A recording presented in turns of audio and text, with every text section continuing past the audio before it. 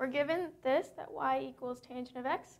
We want to show that the second derivative of y is equal to 2 times the first derivative of y times y.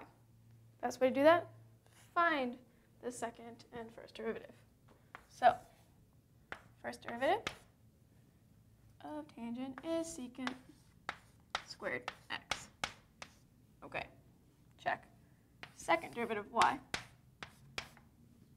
Well, first I'm going to rewrite this as secant of x, that whole thing squared. So we don't forget to use the power rule.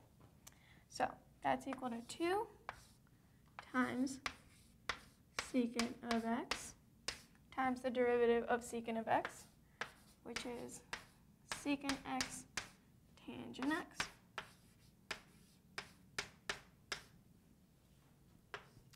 Which can also be written as, write that here, 2 times secant squared x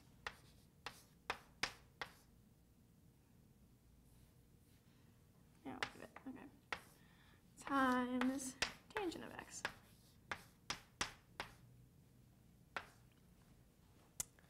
So, as you can see, we said that y prime was secant squared x. So we have 2 times y prime. And we started off with y equals tangent of x. So